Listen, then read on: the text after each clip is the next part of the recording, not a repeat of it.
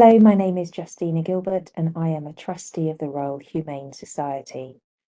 This society recognises acts of bravery from selfless individuals all around the United Kingdom.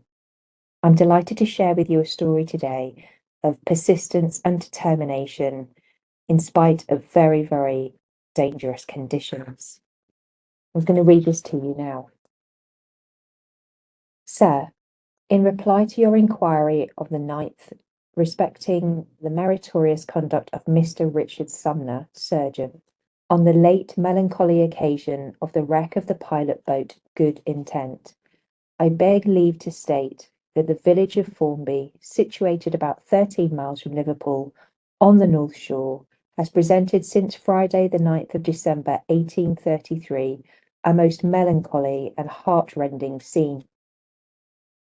The boat, which was exceedingly well manned and rigged, was one of the class of pilot boats belonging to this port, having a complement of 21 men for her crew, which had been engaged on the night of Thursday last in piloting vessels outward bound, and, in consequence of the foggy state of weather, they were unable to ascertain their true situation, at which time the storm raged terrifically, the sea rolling mountains high. In this dangerous situation, the vessel was driven towards the Lancashire shore near to Formby.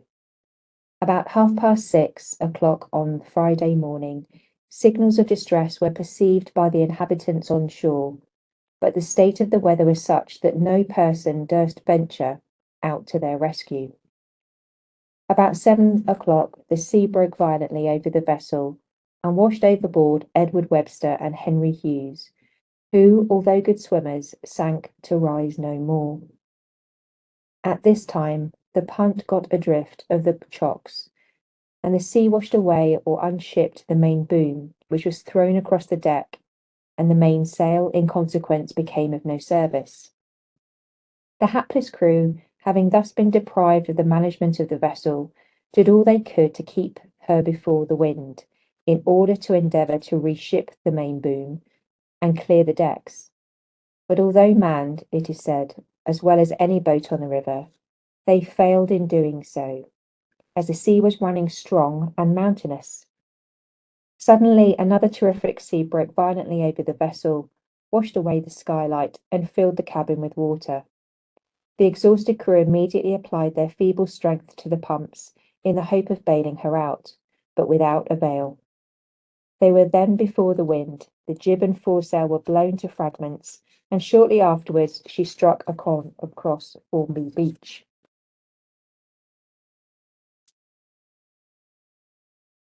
Immediately on the vessel striking, which was between 8 and 9:00, the inhabitants on shore perceived 7 of the unfortunate men climbing to the rigging, to which they appeared to cling, and about 12 others contrived to get the punt, a small boat attached to the vessel, alongside, into which they jumped, but they were no sooner in it than it swamped, and 8 of the number perished.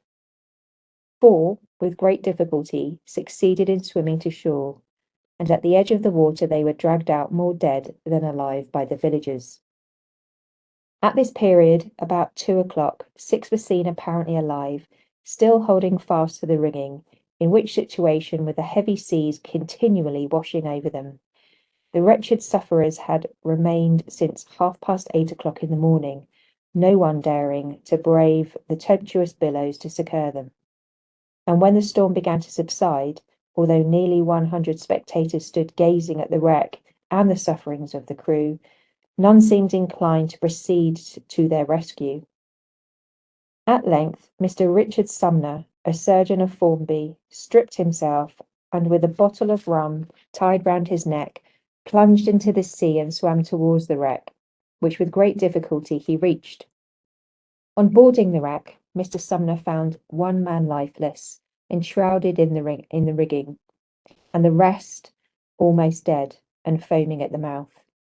With the assistance of Lancaster, a stout man, who appeared quite fresh, he administered rum, from the effects of which they partially revived, but remained quite senseless. He then got the punt righted, and by its aid succeeded in bringing the sufferers to shore. During the whole time Mr. Sumner was exerting himself, the listless spectators did not appear anxious enough to lend the least assistance, and even when the rum was required, he had to pay 6 pence to a person to fetch it from a neighbouring public house. On being brought to shore, the seamen gradually recovered, but they had previously been in such a torpid state of insensibility that they were not aware by what means they had been got ashore.